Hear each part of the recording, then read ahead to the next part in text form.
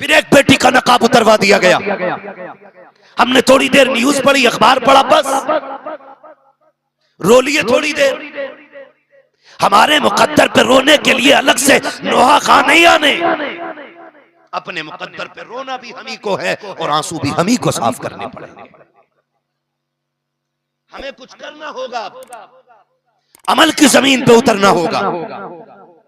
और मैं कहना चाहता हूं बड़े बड़े लोगों से, आला हजरत बहुत बड़े थे तो आपने मंजर इस्लाम कायम किया, मुफ्ती आजम बहुत बड़े थे तो आपने मजहर इस्लाम कायम किया, ताजुश शरिया बहुत बड़े थे, आपने जामेतुर रजा कायम किया। मैं कहना चाहता हूं हर बड़ी खानकाह के सज्जादा से अपने हिस्से का भी थोड़ा सा काम कर जाइए, अपने हिस्से का थोड़ा सा काम कर जाइए। माफ कीजिएगा, पहले बात हमारे पास तो कोई मुस्लिम यूनिवर्सिटी है भी नहीं, एक दो की कोई गिनती नहीं। पहली बात तो ना हमारे पास स्कूल है, न इदारे हैं, और न कि अच्छे कोई छोटे बच्चों के लिए नर्सरी स्कूल हैं जिनमें हम बच्चों को अपने तालीम दे सकें।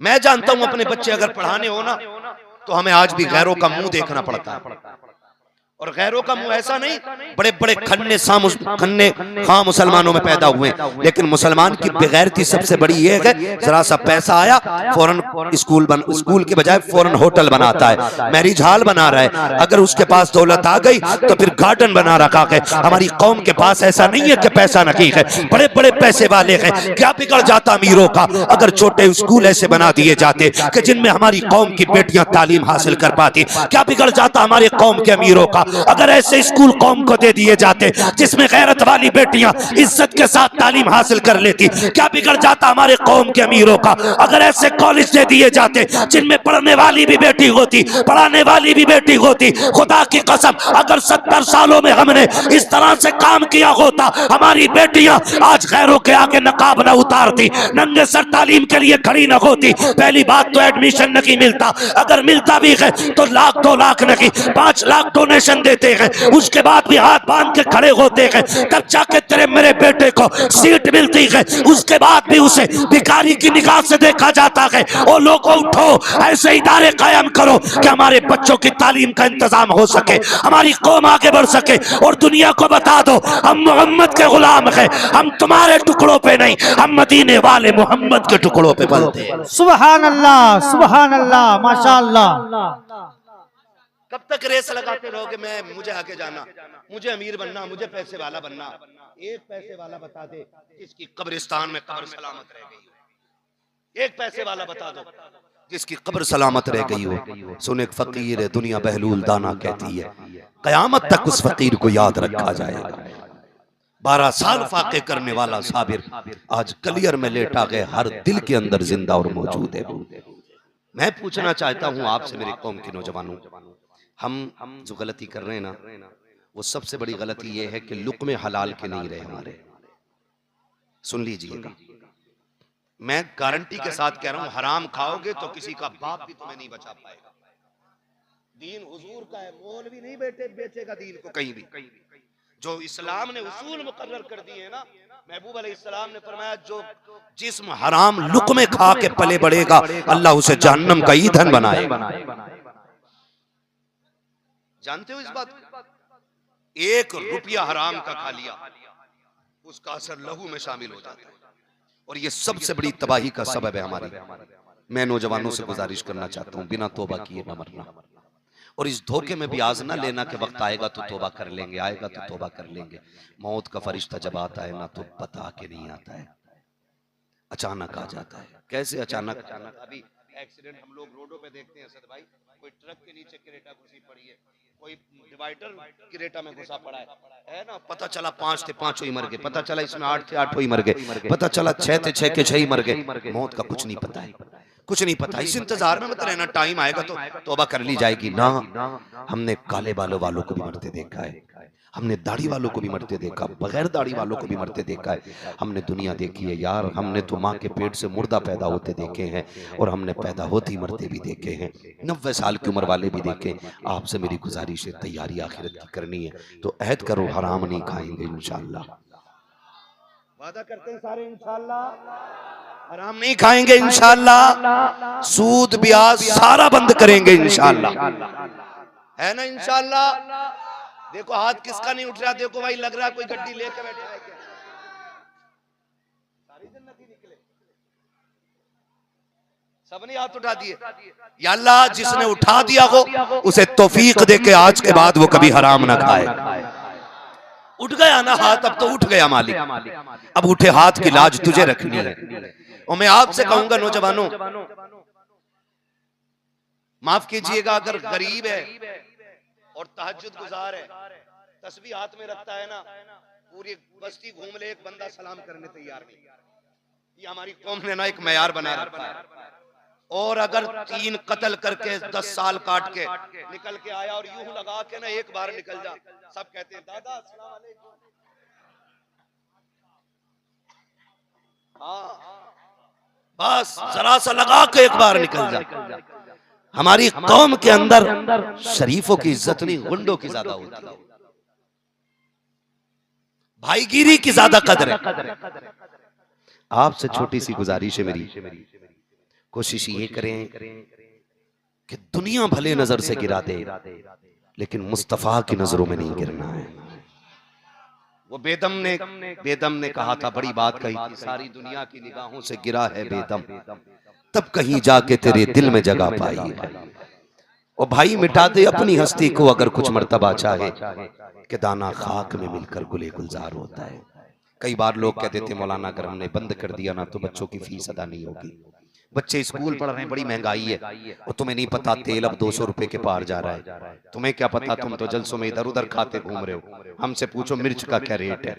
हाँ कह सकता भाई कोई भी खड़े होकर के, लेकिन मैं आपसे बात करूं, याद रखिएगा कुरान कहता अगर तुमने कलमा पढ़ लिया है ना तो ये मत समझना आजमाए नहीं जाओगे। अगर कलमा पढ़ लिया है तो फिर आजमाए जाओगे, आजमाए जाओगे। मैं एक नौजवान से कहना चाहता हूँ, गलती हो जाती है, रब करीम है और हुजूर का वसीला दे के मांगो, अल्लाह हर खता माफ फरमाने वाला है। लेकिन इस उम्मीद पे मत करना गुनाह के कल तौबा कर लेंगे। वो बड़ी प्यारी बात कही थी, हक ताला भी करीम और मोहम्मद भी करीम, 2 करीमों में गुनाहगार की बनाई है। ये तो मुकद्दर है हमारा कि हुजूर की उम्मत में पैदा हुए। आपने कलमा पढ़ लिया है तो मुश्किलात से गुजरना पड़ेगा, आपने कलमा पढ़ा है तो इम्तिहान देने पड़ेंगे। लेकिन याद रखिएगा नौजवानों, अगर हो गई है ना गलती फिर रब को करीम मान के रो दो, रो के दिखा दो एक बार रब को। मैं कसम खा के कहता हूं, आप जितनी चाहो बारूद वाले हो जाओ, जितने चाहो तलवार वाले हो जाओ, जितने चाहो पैसे वाले हो जाओ, अगर तुम खुदा वाले नहीं हो सकते तो कभी कामयाब नहीं हो सकते, कभी कामयाब नहीं हो सकते। आप देखें सऊदिया के पास कितना पैसा है, लेकिन सबसे भड़वी कौम अगर कोई दुनिया में है तो वो सऊदियों की कौम है। मैं खुल के ये बात कर रहा हूं, सबसे दज्जाली कौम अगर कोई जमीन पे है इस वक्त तो वो सऊदियों की कौम है, जिन्होंने ड्रम के आगे बेटियों के बाल खुलवा दिए, लेकिन मस्जिद अक्सा के लिए 1 रुपए का दान देकर के वहां के भूखों के खाने का इंतजाम न कर सके। मैं तो चैलेंज करता हूं नजद की बदमाश औलादों को, काले रुमाल से लेकर के लाल रुमाल तक, जो अपने आप को दीन का ठेकेदार कहते थे, अब आओ निकल करके मैदान में। तुम्हारे बाप ट्रंप को तुमने कई $1000 का तोहफा दिया है, फिलिस्तीन के बच्चे पानी के लिए मर गए, पानी पानी कहते कहते, लेकिन तुम्हें खैरत तक नहीं आई। हम जानते हैं तुमने कलमा नाम के लिए पढ़ रखा है, हम जानते हैं तुम उसी नस्ल की बदमाश औलाद का नाजायज बीज और नुतफा हो, तुम भी उसी नस्ल से चले आ रहे हो। उन्होंने अरब को तबाह कर रखा है, तुम मुल्क हिंदुस्तान को तबाह करना चाहते हो। लेकिन याद रखिए हिंदुस्तान में अहमद रजा मौजूद है, यहाँ की सुन्नियत को तबाह नहीं किया जाएगा। जब भी तुम आगे बढ़ोगे बरेली के अहमद रजा की आवाज गूंजेगी, खिलके रजा के खंजरे खुखार बरकबार, आदा से कह दो खैर मनाए नशर। नारे तकबीर, नारे रिसाला, जश्न ईद मिलादुन नबी, मसलके आला हजरत, फैजाने आला हजरत बाबा पटेल शाह। अगर दौलत से बंदा अमीर बनता ना, दौलत से जन्नती होता ना, तो फिर सऊदी सबसे पहले जन्नती होते। लेकिन ये उस तबके में डाले जाएंगे कि झांक झांक के देखना पड़ेगा डाले किधर गए। हाँ शर्म आनी चाहिए। मैं तो कहता हूँ नजद की बदमाश औलादों से आज ले उनकी पनाह, आज मदद मांग उनसे। थोड़े थोड़े करके खुल रहे हो, कल तुम्हें यहूदियत को तस्लीम करना है, हम जानते हैं। कल तुम इजराइल को अपना बाप बनाओगे, हम जानते हैं। हम कहते हैं सुनो, जब कल पर्दे उठेंगे ना तो फिर मुंह नहीं दिखा पाओगे, इसलिए आज ले उनकी पनाह, आज मदद मांग उनसे। कल ना मानेंगे, कयामत में अगर मान गया। मैं कहता हूँ नौजवानों, अमीर होना कोई जरूरी नहीं है, हुजूर के दर का फकीर होना जरूरी है। बड़ी बात यह नहीं है कि मुर्गे से रोज कौन खाता है, बड़ी बात यह है कि रोज हलाल के लुक़्मे कौन खाता है। ये सबसे बड़ी बात है कि हलाल कौन खाता है।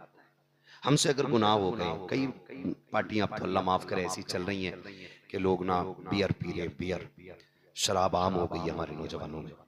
शादी पार्टी के नाम पे, दोस्त के बर्थडे के नाम पे ये सारी चीजें आम हो गई हैं। और मौलवी टोक दे तो कहते हैं तुम्हें क्या पता, ये तो एनर्जी ड्रिंक है। मौलवी को क़यामत की निशानियां तक पता है, तेरी ड्रिंक का नहीं पता है। हाँ भाई, मौलवी दज्जाल को जानता है, तेरी बियर को नहीं जानता। मौलवी दज्जाल के बारे में बता देगा तुझे।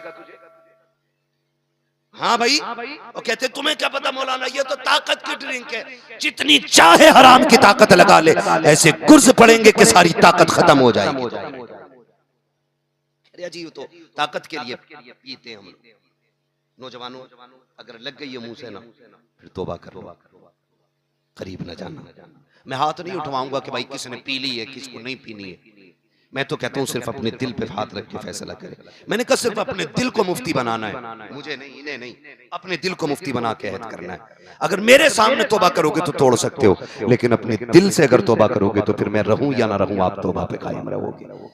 ये याद रखिएगा, दिल को मुफ्ती बना के आपको फैसला करना है, फैसला करना है। और कई बार ऐसा भी होता है ना, इस्लाह करने वाले लोग ना खड़ा करके जलील करते हैं, कहते हैं कितने लोग थे भाई जिन्होंने अब तक शराब पी है, लोग हाथ भी उठा देते हैं, क्योंकि हुजूर की महफिल में झूठ नहीं बोला जाता। कई बार कहते हैं भाई जो दाढ़ी रखना चाहते हैं वो हाथ उठा दे, तो भाई कौन बंदा ऐसा जो दाढ़ी के लिए हाथ ना उठाए, उठा के फिर दाढ़ी ना रखे, तो ये भी गलत लगता है ना, ये भी गलत लगता है ना। तो मेरे भाई मेरी गुजारिश है, मैं नहीं कहूंगा हाथ उठाओ, मैं तो चाहता हूं जैसे रब बंदों के गुनाहों पे पर्दा डालता है ना, फिर बंदों पे भी लाजिम है कि वो बंदों के ऐबों पे पर्दा डाल के रखे। अल्लाह करीम है, वो जरूरी नहीं है कि महफिल में रो के दिखाओगे तब बख्शेगा, वो तो दिल से आप रो के दिखाते हो उसे। हाँ, बनी इसराइल की दौर का एक उम्मती है, हजरत मूसा अलैहिस्सलाम का उम्मती। उसके गुनाहों की वजह से बारिश नहीं हो रही है, पूरी कौम तबाही में आ गई, पूरी कौम परेशान हो गई। हजरत मूसा ने कहा चलो बाहर निकल के ना अल्लाह की बारगाह में दुआ करते हैं। बहुत गौर से मेरी बात सुनिएगा। बाहर निकले सारे लोग, अल्लाह का नबी दुआ करा रहा है, अल्लाह बारिश फरमा दे। पूरी उम्मत आमीन कह रही है, लेकिन बारिश नहीं हो रही है। फिर जब बारिश नहीं हुई ना तो कहते मालिक बारिश क्यों नहीं हो रही। रब ने पैगाम दे दिया का मूसा तेरे इस मजमे में एक ऐसा बंदा बैठा है जिसने 40 साल से मुझे एक सजदा नहीं किया है, जो 40 साल से मेरी नाफरमानी कर रहा है, जो 40 साल से मेरे हुक्मों को तोड़ रहा है, ऐसा बंदा बैठा है इसके अंदर। मैं उसकी वजह से बारिश नहीं कर रहा हूं, जब तक वो रहेगा ना मैं बारिश नहीं करूंगा। हजरत मूसा ने कौम से मुखातब होकर फरमाया है कोई तुम में ऐसा जो 40 साल से रब की नाफरमानियां कर रहा है, जिसकी वजह से बारिश नहीं हो रही, उठ जाए निकल जाए। जब इतनी बात कही ना तो उसने गर्दन झुकाई और अपने दिल में रोके कहता मालिक आज पर्दे डाल दे, आज के बाद कभी तेरा हुक्म नहीं तोड़ूंगा। मालिक उठूंगा तो रुसवा हो जाऊंगा, लोग मेरा मुंह देख लेंगे, अल्लाह माफ कर दे, मैं तौबा कर रहा हूं। अभी उसने ये बातें कही थी कि आसमान से बारिश शुरू हो जाती है। जब बारिश शुरू हुई हजरत मूसा हैरत में, ना कोई गया ना आया, और बारिश क्यों हो गई। दूर पे गए, मालिक तू बताना, तूने तो कहा था जब तक वो उठेगा नहीं बारिश नहीं होगी, अब पता बारिश क्यों हो गई। आवाज कुदरत आई कि मूसा बात ये है, उसने बैठे बैठे हमसे हमारी बारगाह में रो के चंद आंसू गिरा दिए थे, हमसे तुम्हारी बारगाह में सच्चे दिल से तौबा कर ली, हमने उसको उठाए बगैर बारिश कर दी। रब से कहते मालिक तू बता कौन है वो तेरा बंदा, मैं उसका चेहरा देखना चाहता हूँ। हजरत मूसा से रब ने कहा था मूसा जब वो गुनाहगार था तब हमने पर्दों में रखा था, अब तो हमारा दोस्त हो गया है, अब कैसे पर्दे उठाए। सुभान अल्लाह, नारे तकबीर।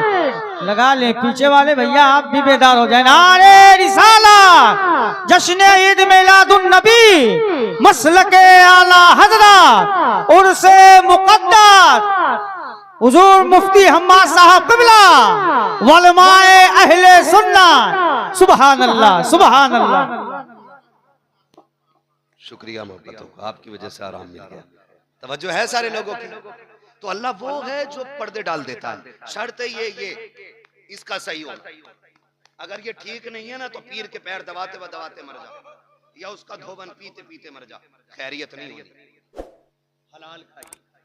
क्या खाएंगे? सारे बोलो क्या खाएंगे? अगर आपके पास हराम 1 रुपया आपके हज के पूरे सफर में शामिल हो जाए, अल्लाह पूरा हज मुंह पे मार दे। हराम के पैसे से 10 उम्रे करके आओ, अल्लाह 1 उम्रा कबूल करने के लिए तैयार नहीं। ये याद रखिएगा मेरी बात। इसलिए हलाल करिए। और जब आप तौबा करेंगे ना हराम से, छोड़ेंगे तो मुश्किलें आनी है, इम्तिहान से गुजरना है।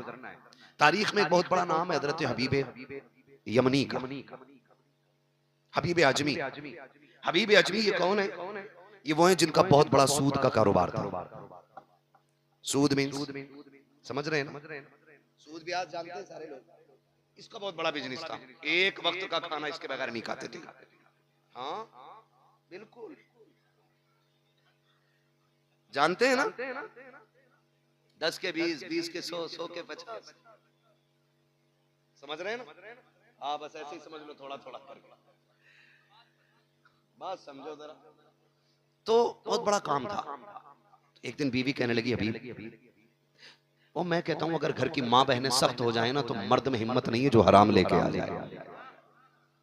लेकिन क्या करें, इनकी खुद डिमांडें इतनी बड़ी रहती हैं।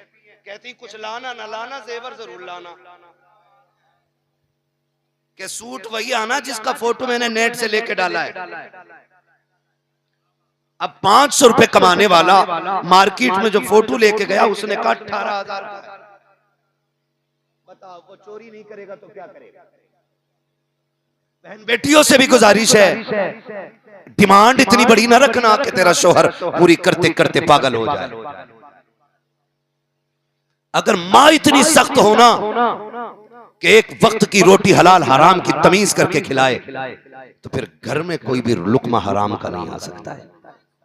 आप गौर करें, मौलाए कायनात जैसा मुत्तकी, इतना बड़ा लामा, जिसके बारे में मेरे नबी ने कहा अना मदीनतुल इल्म व अलीयुन बाबूहा, मैं इल्म का शहर हूं, अली उसका दरवाजा। आप घर से गए चादर बेचने के लिए, कपड़ा बेचा, फिर उस चादर से तिजारत की आपने, तिजारत में मुनाफा हुआ। चादर थी 4 रुपए की, लाके दिए 104। खातून जन्नत ने झोली में लेते कहा था, अली चादर इतने पैसे की तो नहीं थी जितने तुमने मुझे लाके दिए। जबकि जानती है कि अली भी सच्चा, अली वो है जो हलाल खाता है, अली वो है जो हराम से बचता है, अली वो है जो नबी की गोद का परवरदा है, अली वो है जिसे उंगली पकड़ के नबी ने चलना सिखाया है। लेकिन नबी की बेटी पूछ रही है, अली इतने कहां से लेके आए? खातून जन्नत अली से हिसाब ले रही है, लाए कहां से हो? आज कोई बहन पूछती है, जाके खटाक से डालो 20,000। हाँ ठीक है, इसके बुंदे आएंगे, इसकी अंगूठी आएगी, इसकी पाजेब आएगी, इसकी चैने आएंगी। मेरी बहन पूछ तो ले, किसका दिल दुखा के लाया गया, किसको खून के आंसू रुला के लाया गया। आज इसकी वजह से किसकी जमीन बिक गई है, आज इसकी वजह से कितने गरीबों की हंसी लूट गई है। पूछना कहां से लेके आया है। अगर बहनें पूछना शुरू कर दें तो भाई हराम कमाना छोड़ देंगे, हराम कमाना छोड़ देंगे। अल्लाह अकबर, तारीख गवाह है। हबीब अजमी इतने बड़े सूद के व्यापारी थे। बीवी कहने लगी, मेरे सरताज इतना ना कमाओ हराम का, कहीं ऐसा ना हो अल्लाह का अजाब आ जाए। कहने लगे, शरीक है तू खाना बना, जिम्मेदार मैं हूँ। एक दिन एक घर के अंदर गए, सुने जरा प्यारे, घर के अंदर गए, जाके आवाज दी, कहा तुम्हारे ऊपर मेरा कर्ज है। कहा कर्ज तो नहीं दिया जा सकता। कहा क्यों? कहा पैसे नहीं है। कहा फिर ब्याज का जो बनता है वही दे दिया जाए। औरत बेवा थी, बच्चे यतीम थे, रो के कहने लगी, हबीब वापस चला जा, हमारे घर के अंदर एक भाई नहीं है, कुछ दिन के बाद आ जाना, कुछ दे दिया जाएगा। अंदर गए, जाके तलाश करने लगे, गोश्त का टुकड़ा नजर आया। कहने लगे, खाली तो नहीं जाना है, कुछ नहीं तो यही दे दे।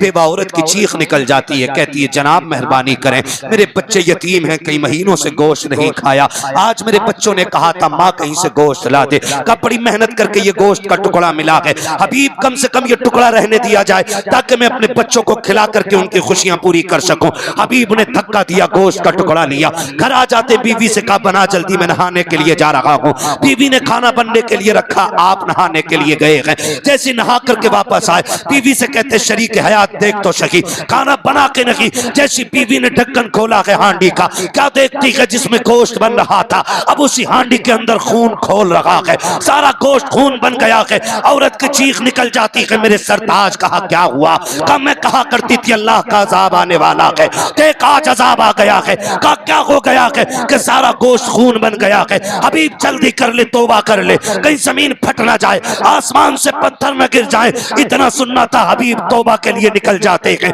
अल्लाह वाले की तलाश में निकले हैं, एक अल्लाह वाले से मिले हैं, तौबा करके वापस आ रहे हैं। जब तौबा करके वापस आए हैं, आज तक दौलत का ठिकाना नहीं था, बच्चे शान की जिंदगी गुजार रहे थे, लेकिन आज जब तौबा कर ली है, सूद का ब्याज कारोबार बंद हुआ है, खुदा की कसम अब रोटियों के लाले पड़ गए हैं, कई दिन के फाके घर में हो गए। जब कई दिन के फाके हुए हैं, एक दिन बीवी ने कहा था मेरे सरताज मेहरबानी करो, का क्या करना है? का मंडी चले जाओ, थोड़ी सी मजदूरी कर लो ताकि बच्चियों के खाने का कुछ इंतजाम हो सके। मेरे सरताज अब बच्चों की भूख नहीं देखी जाती है। हबीब अजमी ने कहा था ए मेरी शरीक हयात बता तो सकी, बाल सफेद हो गए हैं, कमर झुक गई है, अब बता तो सकी कौन मजदूरी के लिए रखेगा? कहा तो क्या करोगे? बच्चों को फाके से मरता हुआ देखोगे? कहा फिर? कहा मंडी चले जाइए। कहा ठीक है। बीवी ने तैयारी कराई, एक खाली थैला शोहर के हवाले किया और दरवाजे तक बीवी छोड़ने के लिए आई है। सुनो जाओ मेरी बेटियों से जाके बता देना। जब दरवाजे पे बीवी छोड़ने के लिए आई, हबीब बाहर निकले गए, दरवाजे से बीवी ने आवाज दे के कहा था हबीब काजी का या कवल हराम, खबरदार जा तो रखे हो, आज भी याद रखना हलाल का लुकमा मिले तब लेके आना है, हराम मिले तो टुकरा लेना, इसलिए कि हमें फाके तो गवारा है लेकिन बच्चों को हराम के लुकमे खिलाना गवारा नहीं हो सकता। ऐसी बेटियां होनी चाहिए आज भी हमारी, ऐसी बेटियां होनी चाहिए, ऐसी औलाद होनी चाहिए। ओ भाई बेटियों को तरबियत दो, बेटियों को तरबियत दो। खुदा की कसम कौम मौलवी के समझाने से इतना नहीं समझेगी जितना बीवी के समझाने से। ये सही बात कह रहा हूं हजरत। अगर रोटी न देने का फैसला कर लेना औरत, तो बड़े से बड़ा पापी भी पाप छोड़ देगा।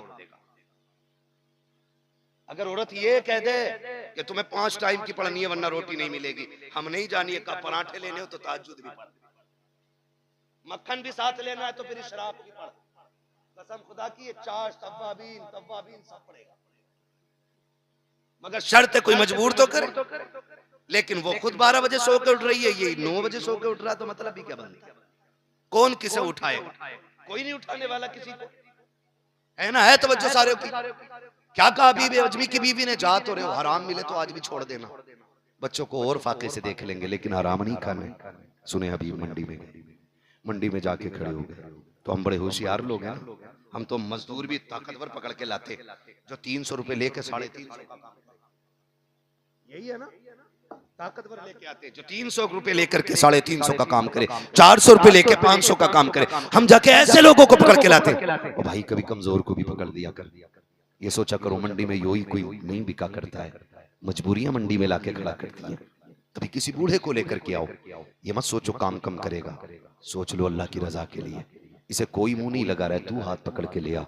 मैं मानता हूँ 300 रुपए लेगा, ईंटें 250 की चढ़ाएगा, तुझे पता है 50 रुपए की अगर इधर ईंटें कम रह जाएंगी, अल्लाह इस 50 रुपए के सदके में तेरे लिए जन्नत में महल तैयार करके दिखा देगा।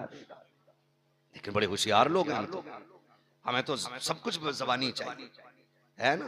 खून पी लें हम मजदूर का, और कल को ना मस्जिद में 50 रुपए दे के ना फिर मौलाना भी कहता जवाब नहीं है भाई, हाजी साहब पढ़ा नहीं 50 रुपए दे गया, ये नहीं पता खाल खींच के लाया मस्जिद। तो भाई गलत ना समझना, जामा मस्जिद के दरवाजे पे भिखारी खड़ा था, अंधा था, जो भी आता उसके प्याले में पैसे डाल जाता। अचानक ना एक बंदा आया, उसने प्याले के सारे ले लिए, अंधे ने कलाई पकड़ ली, अंधे ने कलाई पकड़ ली। उसने पूछा मैं कौन? उसने कहा क्या मतलब? कहा अगर पहचान लेगा तो तेरे पैसे वापस कर दूंगा। पता अंधे ने क्या कहा? बोले ये इतना बड़ा सितम कोई हाजी कर सकता है? उसने कहा इतना बड़ा सितम कोई हाजी कर सकता, माफ कीजिएगा, हज एक फर्ज है, नमाज 5 फर्ज है दिन में, है ना। एक हज करके आने वाला 5 टाइम के इमाम को खातिर में नहीं लाता है, 5 टाइम का। पता नहीं मैं हाजी साहब हूं, मैं हज करके आऊं, मैंने जमजम पिया है। सुनो भाई, तूने जमजम पिया है ना, तो जमजम को भी खड़े होके पिया जाता है और वुजू के बचे हुए पानी को भी खड़े होके पिया जाता है। किसे ऐड दिखा रहा है, नमाजी को? उठ के मुसाफा क्यों नहीं करा? मैं हाजी साहब हूं, हाजी साहब हूं मैं। अरे हाजी होगा अपने लिए, तुझे नहीं पता है। आका करीम ने फरमाया था, एक आलिमे दीन 1000 इबादत गुजार लोगों पर ज्यादा भारी आया करता है। तुम्हें नहीं पता है, खुदा की कसम, अगर एक अनपढ़ आबिद पूरी रात खड़े होकर के कयाम और सजदे में गुजार दे और एक आलिमे दीन एक लम्हे के लिए किसी मसले पे गौर कर ले, अल्लाह एक लम्हे की इबादत को इसकी पूरी इबादत, पूरी रात की इबादत में बढ़ा दिया करता। घमंड न करना इबादत पे, ये भी बड़ा मसला है। जरा से पढ़ जाते हैं ना, 5 टाइम की पढ़ ली, तो फिर वो किसी को नहीं जीने दे रहा। हाँ, वो किसी को नहीं जीने दे रहा। अगर बेचारा नौजवान कोई मुंबई से आया और मस्जिद में आया और आ गया मस्जिद में, पहली सफ में बैठ गया, तो जो 5 टाइम के वो कोनी मार के कह रहे, देख रहे बुद्धा का तो आज सबसे आगे बैठा। तो दूसरा कह रहा, नमाजी आज ही आ जाइए, हम तुम ही दिखाएंगे।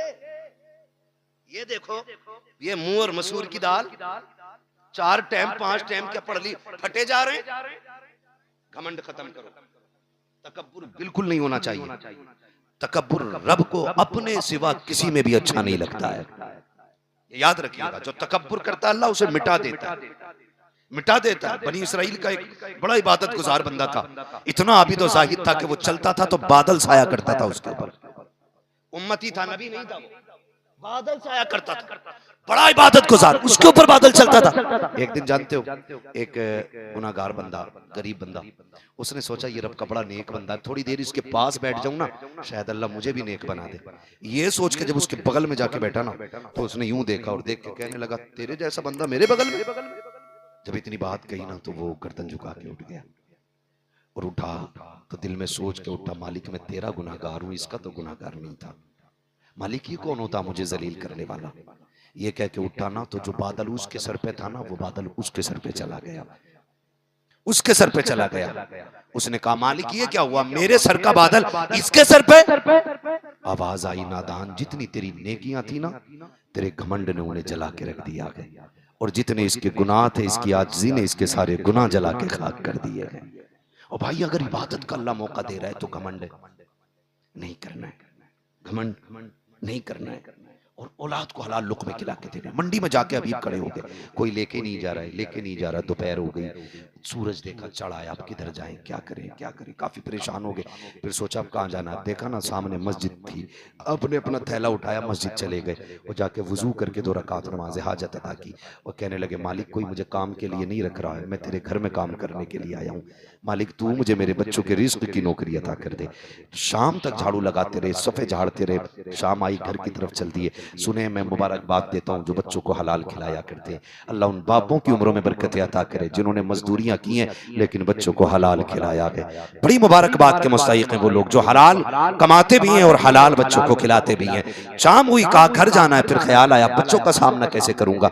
बड़ी मुश्किल होती है ना एक बाप के लिए बच्चों का भूखा चेहरा देख पाना, बड़ा मुश्किल होता है। बाप दुनिया से लड़ लेता है लेकिन बच्चों की भूख से नहीं लड़ पाता कोई भी बाप। आप घर आए, देखा सारे बच्चे सो रहे, आप चुपके से घर आए, बीवी ने दरवाजा खोला, आपका हाथ पकड़ा, लेकर के आई, वजू कराया, लिटाया, लिटा के फिर पूछती है, शोहर गए तो थे, बताओ काम लगा के नहीं? कहा काम तो मिल गया है। कहा मजदूरी? का मजदूरी नहीं मिली। कहा मांगी नहीं? कहा मैं इतने बड़े की इतनी बड़ी चौखट पे गया हूं काम करने के लिए कि एक दिन का पैसा मांगते हुए गैरत आ रही थी। बीवी ने कहा अच्छा कल जाना तो कल जरूर ले लेना। कहा ठीक है। कल फिर मस्जिद में आए, फिर झाड़ू लगाते रहे, शाम हो गई। कहा शाम का वक्त आया, फिर घर खाली हाथ जा रहे हैं। बीवी ने फिर यही हाल सवाल किया, क्या रहा, कुछ लेके आए कि नहीं? कहा कुछ नहीं। कहा मांगा नहीं? कहा हिम्मत नहीं हुई। तीसरे दिन जब जाने लगे, बीवी ने कहा सुनो, अपने मालिक से जाके कह देना कि आज इतना दे दे, 3 दिन काम करते हुए हो गए हैं, 1 दिन की मजदूरी दे दे, अब बच्चों का फाका नहीं देखा जाता है, अब बच्चों की प्यास नहीं देखी जाती, भूख अब बच्चों की नहीं देखी जा रही है।